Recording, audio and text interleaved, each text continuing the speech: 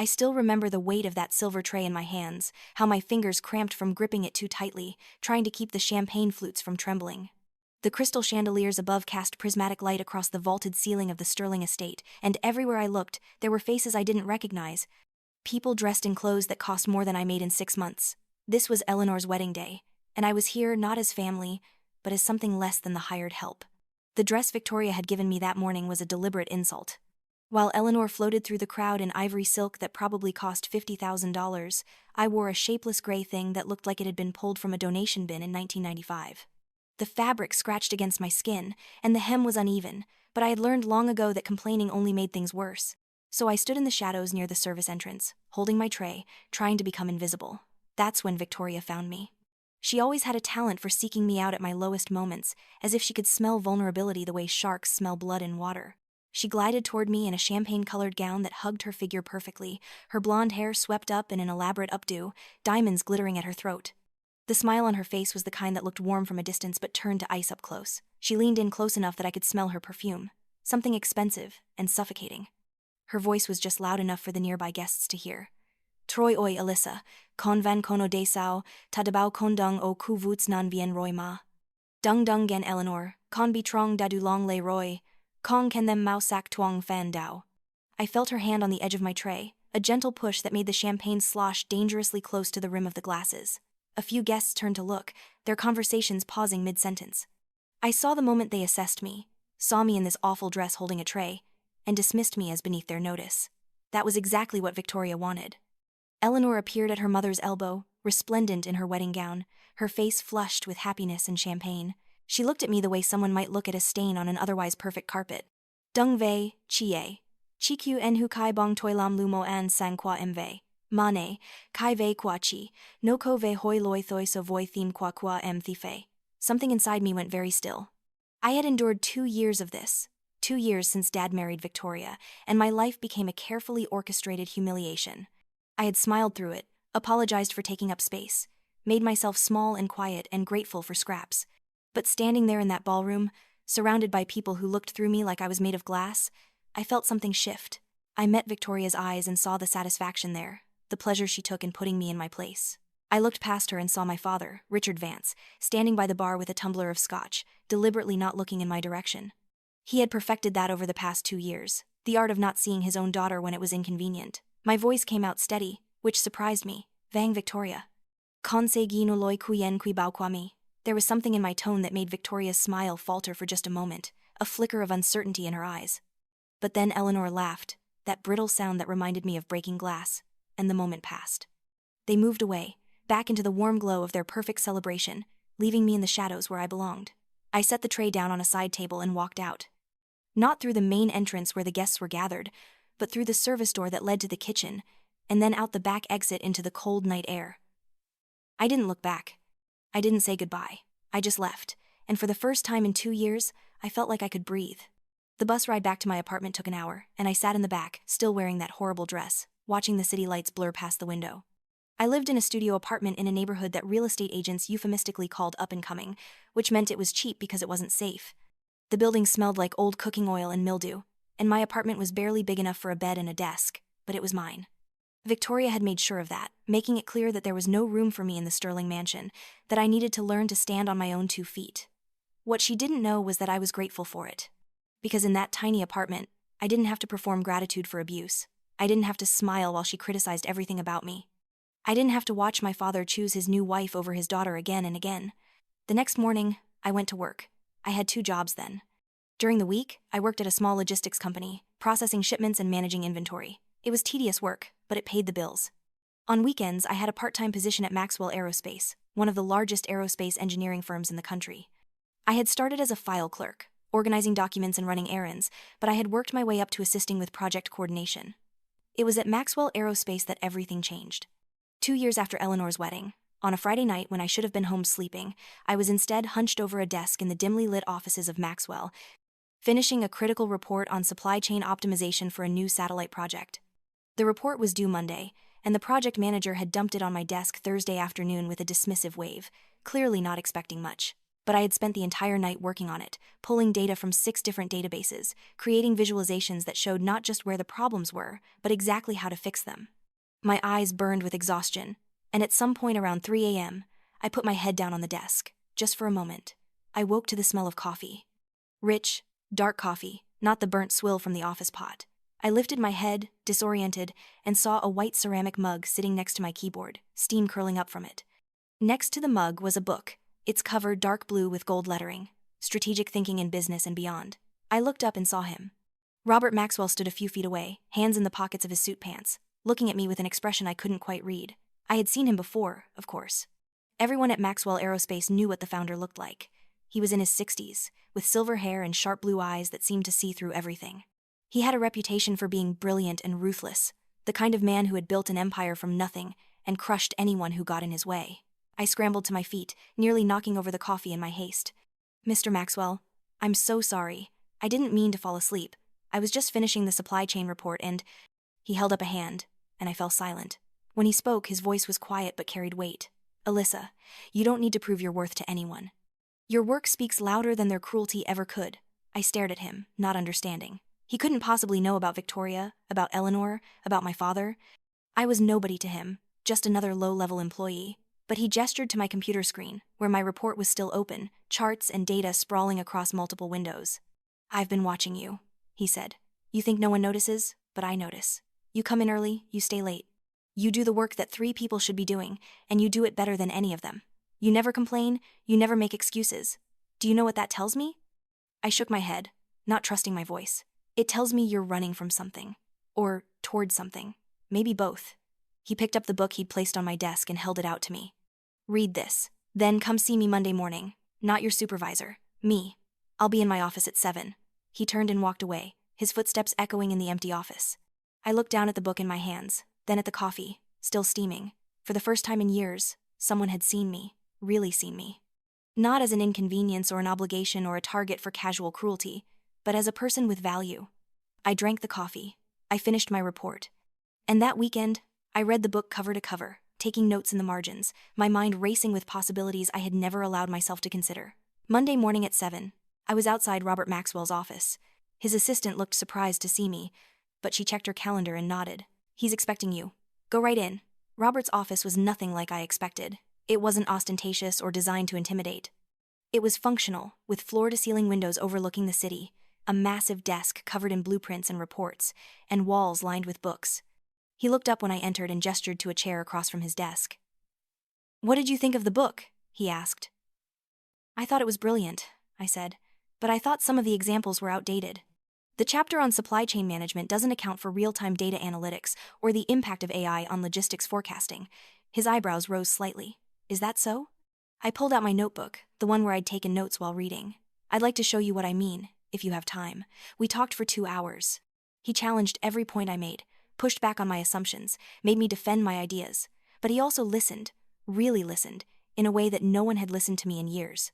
When I finally left his office, my head was spinning and my hands were shaking, but I felt more alive than I had in forever. That was the beginning. Over the next year, Robert Maxwell became my mentor. He started giving me projects that were above my pay grade, problems that the senior managers couldn't solve. When I succeeded, which I did more often than not, he gave me more. He taught me about business strategy, about negotiation, about how to read people and situations. He introduced me to his network, powerful people who could open doors I didn't even know existed. But more than that, he taught me to value myself. He saw the way I apologized for taking up space, the way I made myself small, and he called me out on it every single time. "Stop shrinking," he would say. "You're not too much. They're too little." Not everyone was happy about my rapid rise. Some of the senior managers, especially those with connections to old money families like the Vances, started to whisper. They said I must be sleeping with Robert, that there was no other explanation for how a nobody from nowhere could advance so quickly. They tried to sabotage my projects, to undermine my credibility. I learned to outmaneuver them. When someone tampered with a contract I was negotiating, changing key terms to make me look incompetent, I had already made backup copies with encrypted timestamps. I walked into the board meeting and calmly exposed the sabotage, presenting evidence that was irrefutable. The culprit was fired within the hour. Robert watched all of this with quiet approval. "You have something rare," he told me one day. "Most people, when they're hurt, they become bitter or broken. You became strategic. You learned to fight back without becoming cruel." That's power, Alyssa. Real power. I didn't tell him about Victoria, about Eleanor, about my father. I didn't need to. He knew I was running from something, and he gave me the tools to run toward something better instead.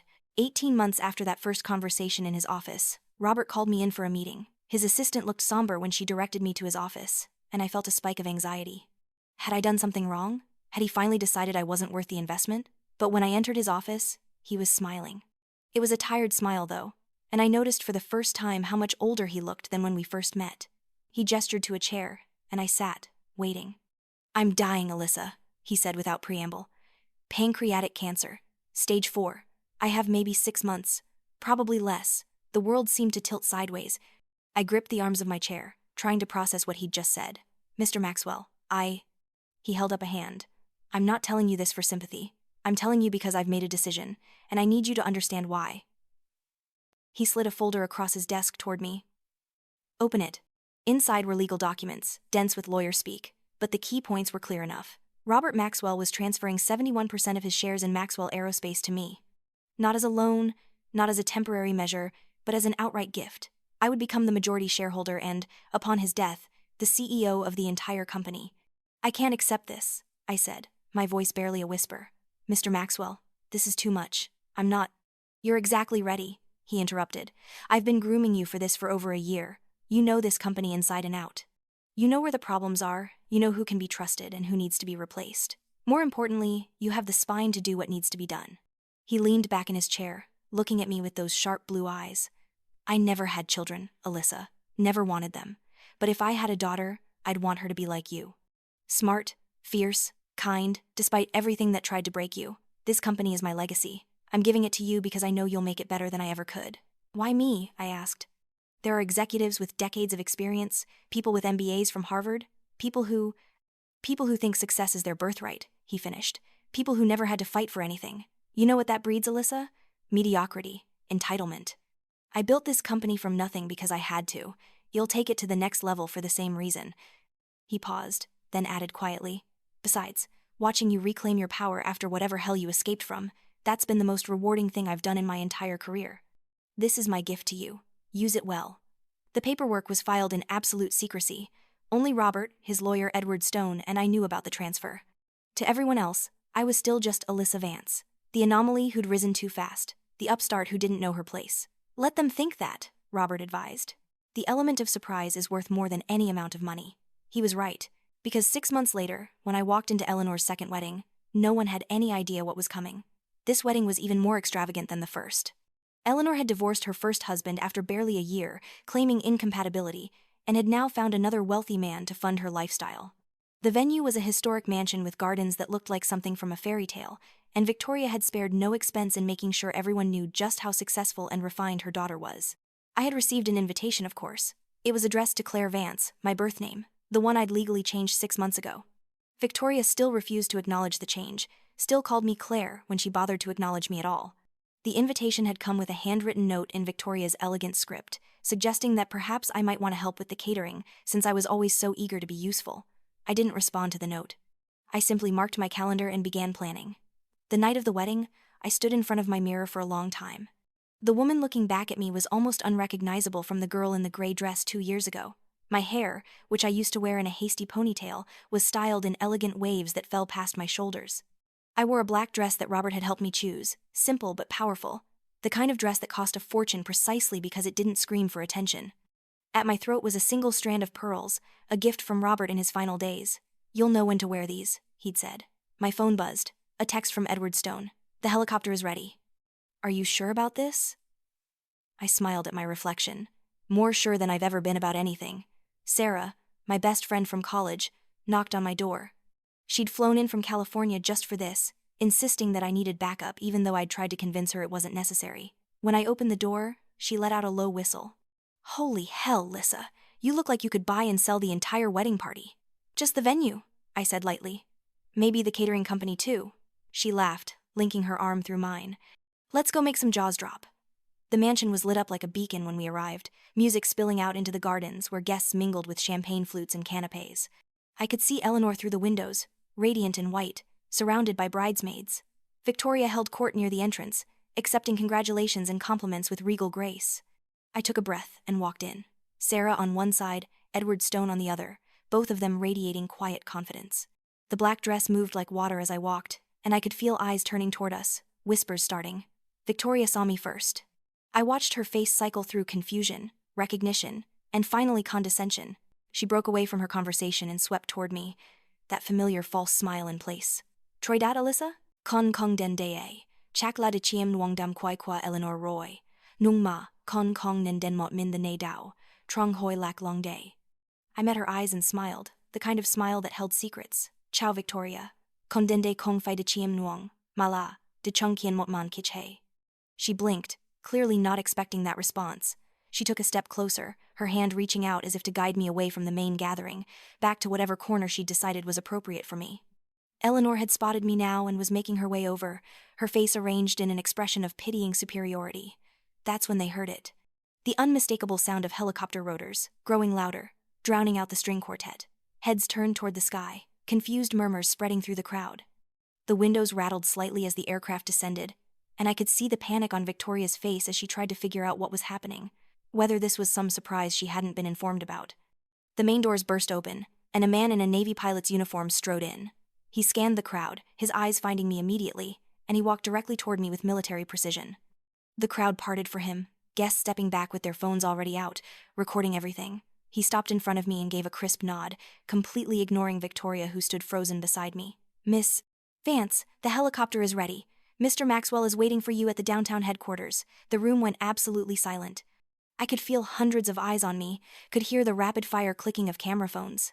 I looked at Victoria, at Eleanor, at my father, who had just appeared from the bar, his face going pale. Victoria's voice came out strangled. I'm sorry, you must have the wrong person. She's just my husband's daughter from his first marriage. The pilot's expression didn't change. No mistake, ma'am. Mr. Maxwell sent me personally. Miss Vance knows what this means. I turned to Victoria, and for the first time in 2 years, I let her see exactly what I thought of her. The contempt, the anger, the absolute triumph. Lo I dua kot ma, koi kung kung cham dut ke kwa ba. I placed my hand on the pilot's offered arm and walked out of that mansion, through the crowd of stunned guests, with my head high and my spine straight. Sarah and Edward followed behind me, and I could hear the explosion of voices as soon as we were out the door, everyone talking at once, demanding to know what just happened. The helicopter lifted off from the gardens, and through the window, I could see Victoria standing in the doorway, her perfect composure completely shattered, Eleanor beside her looking lost and confused. And my father, just standing there with his drink in his hand, finally realizing that the daughter he'd ignored had become someone he could no longer pretend didn't exist. The flight to Maxwell Aerospace headquarters took 15 minutes. The helicopter landed on the rooftop helipad, and as I stepped out, I could see through the glass walls below that the executive conference room was full. Board members, senior executives, and a handful of reporters that Edward had carefully selected. Robert had died 3 weeks ago. The funeral had been private, just as he'd wanted, and the public announcement of his death had been carefully controlled. But no one outside of Edward and myself knew about the transfer of shares. The board thought they were meeting to discuss succession, to choose the next CEO from among the senior executives. They had no idea what was about to happen. I took the elevator down to the executive floor, changed quickly in Robert's old office into a suit he'd given me months ago.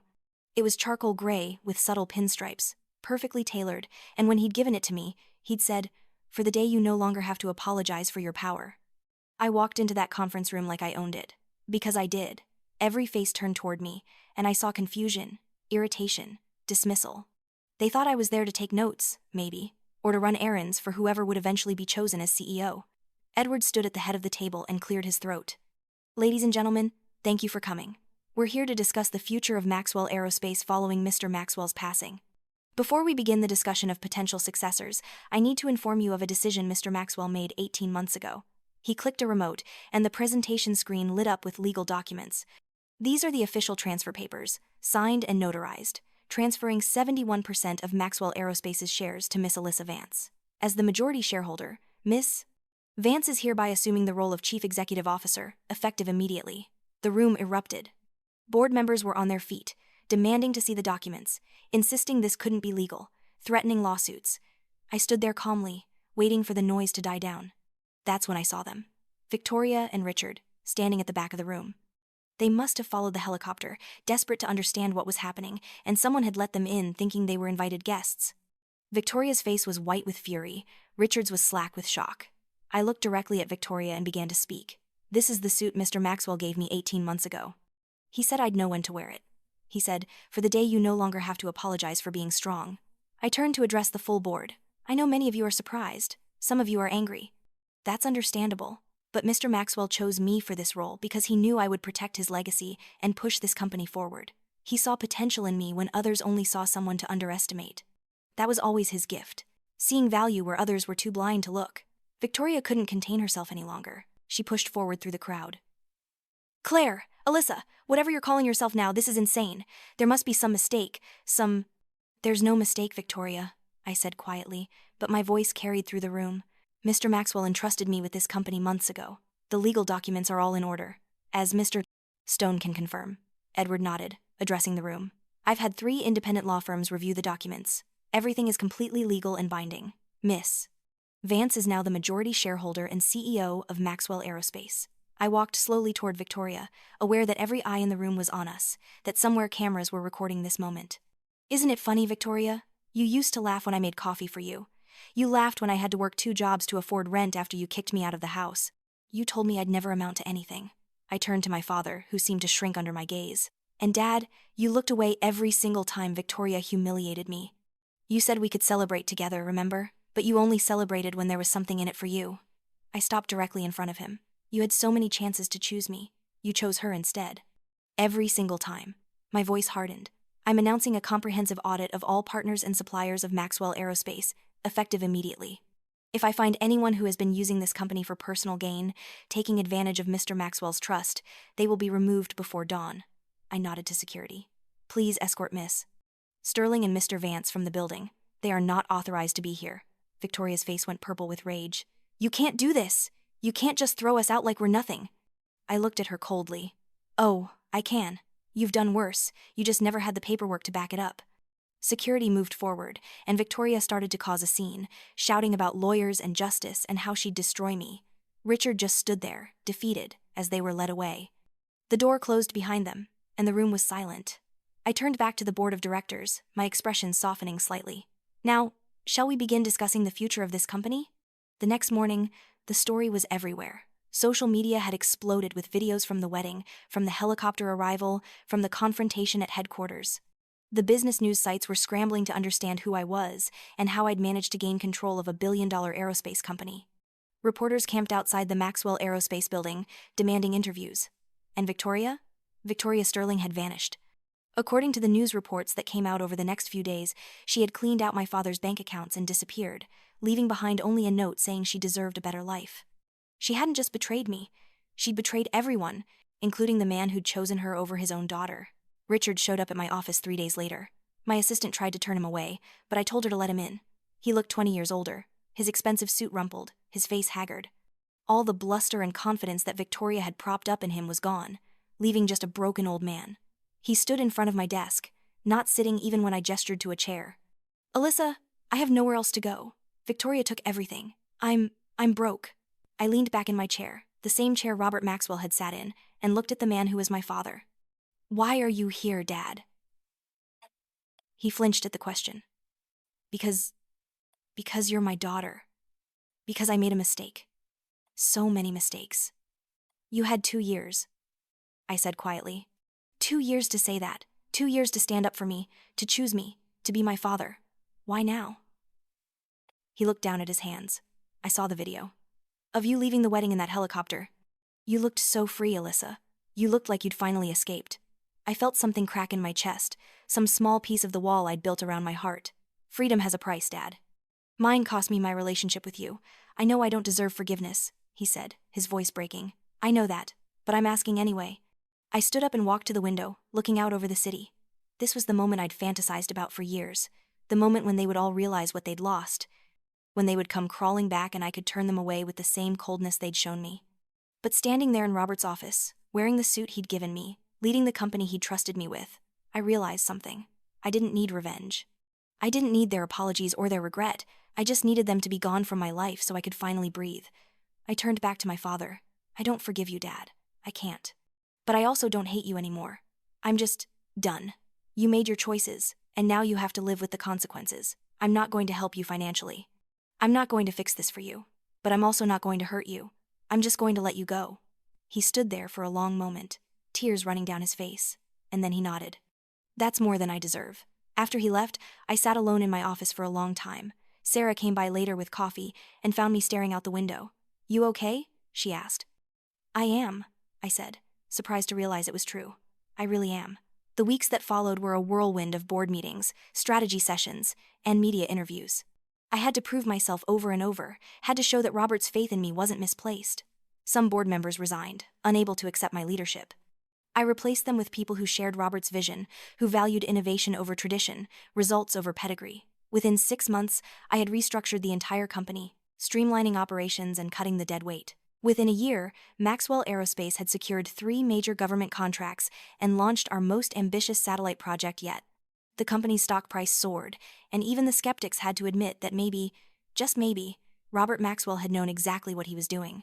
I received an anonymous message one morning, from an unknown number. "Tatu Hao Vacon, RM." Just those words, and I knew somehow that Robert had arranged it, some final message to be delivered after his death. I smiled, remembering his words. "When the right people finally see your light, don't hide it. Let it blind the ones who tried to extinguish it." One evening, I stood on the helipad where I'd landed that first night, the same place where my new life had truly begun. The sun was setting over the city, painting the sky in shades of gold and crimson. The wind whipped through my hair, and for the first time in my life, I felt completely at peace. I thought about the girl in the gray dress, holding a tray of champagne, trying to be invisible. I thought about all the times I'd apologized for existing, all the times I'd made myself small to make others comfortable. That girl was gone now, not destroyed but transformed, tempered by fire into something stronger than steel. "Never again," I whispered to the wind. "Never again would I apologize for my power. Never again would I let anyone make me feel less than I was. Never again would I stand in the shadows while others claimed the light." I didn't need to stand next to the bride anymore because I had become the woman no one could forget. This wasn't revenge. It was justice. It was freedom. It was me finally building the destiny I deserved, on my own terms, with my own hands. The city sprawled below me, a million lights beginning to flicker on as darkness fell. Each one was a story, a life, a possibility, and for the first time, I wasn't afraid of my place in that vast constellation. I was ready to shine as brightly as I wanted, consequences be damned. I pulled out my phone and called Sarah. "Hey, are you free for dinner?" "Always," she said. "What are we celebrating?" I smiled, turning away from the view and heading back inside. "Everything. We're celebrating everything." 6 months into my tenure as CEO, the quarterly board meeting arrived with its usual weight of expectation and scrutiny. I had spent the previous week preparing, not because I was nervous, but because I refused to give anyone ammunition to question my competence. The conference room filled with board members, their faces a mix of grudging respect and lingering skepticism. Some had been Robert's allies for decades. Others were newer additions, people I had brought in myself, hungry and brilliant minds who saw potential rather than problems. I stood at the head of the table in a navy suit, my presentation remote in hand, and began walking them through the quarterly results. Revenue was up 32% year over year. Our satellite division had just secured a contract with the European Space Agency worth $800 million. Our aeronautics research team had made a breakthrough in fuel efficiency that would revolutionize commercial aviation within 5 years. The numbers spoke for themselves, but I knew numbers alone wouldn't silence the doubters, so I told them stories instead. I talked about the engineer in our Houston facility who had come to me with an idea everyone else had dismissed as impossible. I had given her a team and a budget, and now that impossible idea was going to make us billions. I talked about the supply chain restructuring that had saved us $60 million in waste. I talked about the culture shift happening across every department, how people were finally excited to come to work again. When I finished, the room was silent for a long moment. Then Margaret Chen, one of the oldest board members and someone who had openly opposed my appointment, leaned back in her chair and said something I will never forget. "Robert always said you could see someone's true character in how they wielded power. You could have come in here and torn everything down, proven yourself by destroying what he built. Instead, you've made it better. I was wrong about you, Miss Vance, completely wrong. It was the first time anyone on that board had openly admitted they had misjudged me." A murmur of agreement rippled through the room, and I felt something loosen in my chest, some knot of tension I hadn't realized I was still carrying. After the meeting, Edward Stone pulled me aside. "There's something you should know," he said, his expression unreadable. "Your father has been trying to contact me. He wants to set up a meeting with you." I felt a familiar heaviness settle over me. "What does he want?" "He says he's not asking for money. He says he just wants to talk, to apologize properly." Edward paused, studying my face. "You don't owe him anything, Alyssa. You know that, right?" "I know," I said quietly, "but maybe I owe it to myself to hear what he has to say." The meeting was set for a week later, at a coffee shop far from the Maxwell Aerospace headquarters, somewhere neutral where neither of us would have the home advantage. I arrived first, ordering a black coffee and sitting at a corner table where I could watch the door. When Richard Vance walked in, I almost didn't recognize him. He had aged dramatically in the months since I'd last seen him. His hair was completely gray now, and he had lost weight in a way that made him look diminished rather than healthy. He wore a simple button-down shirt and khakis, clothes I had never seen him in before. The Richard Vance I remembered only wore expensive suits and designer shoes. This man looked like someone who shopped at discount stores and counted pennies. He spotted me and walked over slowly, as if afraid I might disappear if he moved too quickly. "Can I sit?" I gestured to the chair across from me. He sat down carefully, his hands wrapped around a paper cup of coffee he'd ordered at the counter. For a long moment, neither of us spoke. Finally, he cleared his throat. "I don't know how to start this. The beginning usually works," I said, keeping my voice neutral. He nodded, looking down at his coffee. "I've been seeing a therapist. After Victoria left, after everything fell apart, I hit rock bottom. I was sleeping in my car for a while, before a friend from college let me crash on his couch. He suggested I talk to someone." He looked up at me. "The therapist asked me to make a list of my biggest regrets. Your name was at the top of the list, not because of the money or the company, but because I failed you as a father." I waited, not making it easier for him, not rushing to reassure him. He needed to say this, and I needed to hear it, but I wasn't going to help him through it. "When I met Victoria, I was lonely," he continued. "Your mother had been gone for 5 years, and I thought I was ready to move on. Victoria was charming and beautiful, and she made me feel young again. But more than that, she made me feel important. She hung on my every word, made me feel like I was the center of her universe." He laughed bitterly. "I was so desperate for that feeling that I didn't see what it was costing me. What it was costing you." He took a shaky breath. "Every time Victoria was cruel to you, I told myself it wasn't that bad. Every time she made you feel small, I convinced myself you were overreacting. And every time you looked at me with those eyes, asking me without words why I wasn't protecting you, I looked away. Because if I looked at you, I would have to admit what I was allowing to happen. I would have to choose, and I was too weak to choose you." The coffee shop buzzed with the ambient noise of other conversations, the hiss of the espresso machine, the clink of cups and plates. In all that noise, his words fell like stones into still water. "I'm not asking you to forgive me," he said. "I don't deserve that. But I needed you to know that I see it now. I see what I did, and I'm ashamed of it every single day. You were my daughter, and I should have protected you. I should have chosen you. And I didn't."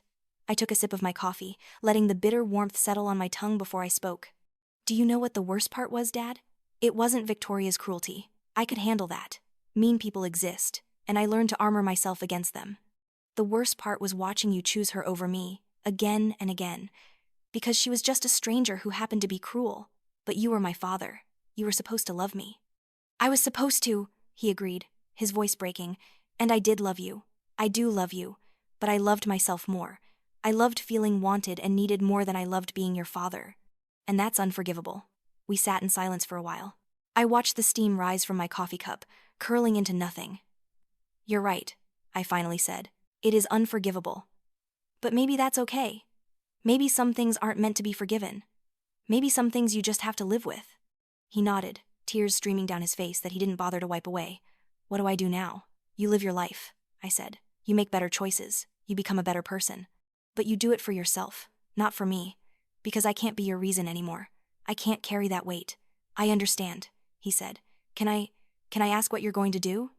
Are you happy?" "For the first time in my life, I am," I told him honestly. "I have a career I'm passionate about, friends who support me, a future I'm excited about. I'm building something meaningful, and I'm doing it on my terms. So yes, Dad, I'm happy. I'm glad," he said, and I could hear that he meant it. "I'm so glad." We finished our coffee in a silence that was no longer quite so heavy. When we stood to leave, he hesitated, then held out his hand. "Thank you for meeting me." I looked at his hand for a moment, then shook it. It wasn't a hug, wasn't forgiveness, but it was closure. It was the ending we both needed. As I walked back to my car, I felt lighter than I had in years. I realized that I had been carrying his guilt along with my anger, trying to understand why he had failed me, trying to find some way to make sense of it. But his guilt wasn't mine to carry. His choices weren't mine to fix. All I could do was move forward with my own life, build my own story, become the person I was meant to be. The holidays came and went. I spent Thanksgiving with Sarah and her family in California, surrounded by warmth and laughter and people who genuinely cared about me. Christmas was quieter. I flew to Switzerland to tour one of our manufacturing facilities, then spent New Year's Eve in a small chalet in the Alps, watching fireworks explode over snow-covered mountains. It was peaceful in a way that my life had never been peaceful before. Eleanor reached out in February. The message came through LinkedIn, of all places, a carefully worded note that danced around actually saying anything meaningful. She congratulated me on my success, mentioned that she and her second husband had divorced, and suggested we get coffee sometime to catch up. I stared at the message for a long time, trying to decide how I felt. Part of me wanted to ignore it, to let her sit in the silence the way she had let me sit in humiliation. But another part of me, the part that Robert Maxwell had nurtured, recognized that holding on to anger was like drinking poison and expecting the other person to die. I wrote back a short response. "Thank you for reaching out. I'm glad you're doing well. I'm quite busy with the company, but I wish you all the best." It was polite and final, a door closing gently but firmly. I didn't owe her more than that. I didn't owe her explanations or reconciliation or the chance to ease her own guilt. I owed myself peace, and peace meant not letting people who had hurt me back into my life simply because they asked. Spring brought new challenges at work. A competitor tried to undercut us on a major defense contract, spreading rumors about our reliability and safety standards. It was a coordinated attack, designed to damage our reputation and steal our clients. The old Alyssa, the one who had tried to make herself invisible, might have panicked, but the woman I had become knew how to fight back. I called a press conference and addressed the rumors head-on, presenting data and third-party audits that proved our safety record was impeccable. Then I went on the offensive, pointing out that our competitor was the one currently facing lawsuits for faulty equipment. I didn't play dirty, but I played smart, and by the end of the week, we had not only kept our contract but gained 2 more. Edward Stone found me in my office afterward, a rare smile on his usually serious face. "Robert would have loved that," he said, "the way you handled it. He always said the best defense was a good offense backed by irrefutable facts." "I miss him," I admitted. "Every day, I wish I could call him and tell him what's happening, get his advice." Edward sat down across from my desk. "You want to know what he told me, right before he died?" he said. "I'm not worried about Alyssa. She's going to be fine. Better than fine. She's going to be extraordinary, and if she ever doubts herself, tell her that the greatest leaders aren't the ones who never fall, they're the ones who get back up and keep going." He looked at me intently. "You've gotten back up, Alyssa. You've kept going. That's exactly what he knew you would do." The tears came then, hot and fast, and I didn't try to stop them. Edward handed me a box of tissues and sat quietly while I cried, mourning the man who had seen me when no one else did, who had given me not just a company but a chance to become who I was meant to be. Summer arrived with a heat wave that turned the city into a shimmering mirage. I was invited to speak at a Women in Business conference, and I almost declined. Public speaking still made me nervous, despite all the board meetings and press conferences. But Sarah talked me into it, reminding me that my story could help other women who were struggling to find their own power. The conference was held at a massive convention center, and when I walked out onto that stage and saw the thousands of faces in the audience, I felt a moment of pure terror. Then I thought of the girl in the gray dress, holding a tray of champagne, and I thought of how far I had come. If that girl could survive Victoria's cruelty and Richard's indifference, this woman could certainly handle a speech. "I'm not going to tell you that success comes easily," I began, my voice steady and clear. "I'm not going to tell you that if you just work hard enough, everything will fall into place, because that's not true. Success comes from persistence, from refusing to let other people define your worth, from getting back up every single time life knocks you down." I told them my story. Not all of it, not the painful details, but enough. I told them about being underestimated, about being dismissed as nothing special, about working multiple jobs while people who had never struggled looked down on me. I told them about finding a mentor who believed in me, about learning to believe in myself, about the moment when I decided I was done apologizing for taking up space. The audience was silent, hanging on every word. When I finished, the applause was thunderous, a wave of sound that washed over me and left me breathless. Women lined up afterward to shake my hand, to tell me their own stories, to thank me for giving voice to experiences they thought were theirs alone. One woman, probably in her 50s with streaks of gray in her dark hair, waited until everyone else had left. When she finally approached, her eyes were wet with tears. "My daughter is in a situation like you described," she said quietly, "with her husband's family. They treat her like she's worthless, and I've watched her shrink over the years, becoming smaller and quieter. I've tried to tell her she deserves better, but she doesn't believe me." She wiped her eyes. "After hearing you speak, I'm going to send her the video. Maybe hearing it from someone who lived through it and came out the other side will help her see what I see." I took her hands in mine. "Tell her it gets better. Tell her that leaving is terrifying, but staying is worse. Tell her that she's not alone, and that the life waiting for her on the other side of that fear is worth every difficult step." She squeezed my hands tightly. "Thank you. Thank you for being brave enough to tell your story." As I flew home that night, Looking down at the carpet of lights that marked the city below, I thought about all the women who were still in the places I had been. Still holding trays and trying to be invisible, still apologizing for existing, still hoping that if they just tried hard enough, loved hard enough, sacrificed enough, they would finally be seen and valued. I thought about making a foundation, something that could help women in those situations get the education and resources they needed to build different lives. The idea took root in my mind, growing and expanding, and by the time the plane landed, I had the beginnings of a plan. The Vance Foundation launched 6 months later. We provided scholarships for women returning to education after years away, job training programs, career mentorship, and emergency funds for those trying to leave toxic situations. I poured money and time into it, working with Sarah, who quit her job in California to become the foundation's executive director. At the launch event, a reporter asked me why I had chosen to focus on this particular cause. I could have talked about market opportunities or strategic philanthropy or any number of business-appropriate answers. Instead, I told the truth. Because I was one of those women, I said. Because someone saw my potential when I couldn't see it myself, and that changed everything. Because every woman deserves the chance to discover who she really is, not who others have told her she should be. The foundation grew quickly, helping hundreds of women in its first year. We heard stories that broke my heart and rebuilt it stronger. Women who had been told they were too old, too inexperienced, too damaged to start over. Women who discovered skills and passions they never knew they had.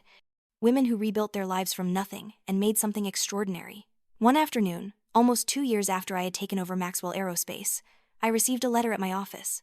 It came in a plain envelope with no return address, and when I opened it, I found a single page of handwritten text. The handwriting was shaky but familiar. "Dear Alyssa," it began. "I hope this letter finds you well, though you have no obligation to read it or respond to it. I'm writing because my therapist suggested that even if you never see this, the act of writing it might help me process my guilt and grief." The letter went on for several paragraphs, and I recognized my father's voice in every word. He talked about how he had spent the last 2 years working as a bookkeeper for a small accounting firm, a humble job that barely covered his expenses but gave him structure and purpose. He talked about the volunteer work he was doing at a shelter for domestic violence survivors, how listening to their stories had finally made him understand the full weight of what he had allowed to happen to me. "I'm not writing to ask for anything," the letter concluded. "I'm writing because I want you to know that I'm trying to be the person I should have been all along. I'll never be your father in the way you deserved, but I'm trying to be a better man. I'm trying to make sure that what I failed to do for you, I can do for others now. I hope you're happy. I hope you're thriving. You deserve every good thing this world has to offer. With love and regret, Dad." I folded the letter carefully and put it in my desk drawer. I didn't write back, but I didn't throw it away either. It was a piece of closure I hadn't known I needed, confirmation that he was doing the work to change, not for me but for himself. That was all I could ask for. 3 years after Robert Maxwell had first seen me sleeping at my desk and decided I was worth investing in, I stood once again on the helipad at Maxwell Aerospace headquarters. This time, I wasn't arriving from a wedding in a borrowed helicopter. I was watching our newest satellite launch, the culmination of years of research and development, a project that would revolutionize global communications. Sarah stood beside me, along with Edward Stone and Margaret Chen, and dozens of other people who had become my team, my family in all the ways that mattered. We watched the rocket streak across the sky, a brilliant point of light climbing toward the stars, and when the satellite successfully deployed, we cheered and hugged and celebrated, like we had just won the lottery. Because in a way, we had. We had won the lottery of purpose and meaning and work that mattered. We had built something together, something that would outlast us all, something that made the world a little bit better. As the celebration continued around me, I stepped away for a moment, pulling out my phone. I opened my photos and scrolled back to a picture Sarah had taken of me at Eleanor's second wedding, right before I walked out to the helicopter. In that photo, I was smiling, but my eyes held something fierce and determined. I was still becoming who I would eventually be. I switched to the front camera and took a selfie there on the helipad, with the sunset painting the sky behind me and joy written across my face. This was who I was now. Not the girl in the gray dress, not even the woman in the power suit delivering ultimatums. Just me, Alyssa Vance, CEO and human being. Someone who had learned that true power wasn't about revenge or domination or proving anything to anyone. True power was knowing your worth and refusing to accept less than you deserved. I sent both photos to the number that had sent me Robert's final message, not really expecting a response. But a moment later, my phone chimed with a reply. Just 2 words, but they were enough. He knew. I smiled and slipped my phone back into my pocket. Of course he knew. Robert Maxwell had seen the woman I could become before I saw her myself. That was his final gift to me, the knowledge that I was capable of so much more than I believed. The party moved inside as the sun finished setting, but I stayed on the helipad a little longer, watching the stars emerge one by one in the darkening sky. Somewhere up there, our satellite was already beginning its work, connecting people across impossible distances, making the world a little smaller and a little more accessible. I thought about all the versions of myself I had been: the daughter desperate for approval, the girl in the gray dress trying to disappear, the woman learning to fight back, the CEO proving herself. And now this: whoever I was becoming next, whoever I would be tomorrow and the day after, and all the days stretching out before me. Never again, I whispered to the night sky, the same words I had spoken years ago. But this time they carried a different weight. Not a vow born from anger or hurt, but a promise born from love. Love for myself, for the life I had built, for the future I was still creating. I would never again let anyone make me feel small. I would never again apologize for my strength. I would never again accept less than I deserved. And I would spend the rest of my life making sure that other women knew they didn't have to either. The door behind me opened, and Sarah stuck her head out. "Hey, they're about to cut the cake. You coming?" I turned away from the view, from the stars and the city and the endless possibility of the night. "Yeah, I'm coming." As I walked back inside to celebrate with the people who had helped me build this impossible, beautiful life, I realized something profound. I had started this journey wanting to prove Victoria and Eleanor and my father wrong. I had wanted them to see what they had missed, to regret how they had treated me, to finally recognize my worth. But somewhere along the way, their opinions had stopped mattering. I no longer needed them to see me, because I saw myself. I no longer needed their approval, because I approved of who I had become. Their cruelty had shaped me, yes, but it didn't define me. I had taken the worst they could do and transmuted it into something golden, something strong, something entirely mine. That was the real revenge, I realized, not destroying them or humiliating them or making them suffer. The real revenge was becoming so completely, authentically happy that their attempts to diminish me became nothing more than a footnote in my story. They had tried to write my ending, but I had picked up the pen and written something better. I joined the celebration, accepted congratulations, made toasts, and laughed until my sides hurt. And when I finally went home that night to my apartment that had grown from a studio to a penthouse overlooking the water, I looked at myself in the mirror and saw not a survivor, not a victor, but simply a woman who had learned to love herself enough to demand better. The girl in the gray dress was gone, but she hadn't disappeared. She had transformed into someone stronger, kinder, braver than anyone, including herself, had ever imagined possible. And that transformation, that rising from the ashes into light, that was the story I would carry with me forever. Not because of who had hurt me, but because of who I had chosen to become despite them. That choice, renewed every single day, was my freedom. It was my power. It was my light, burning bright enough to guide others out of their own darkness. And I would never, ever let it be extinguished again.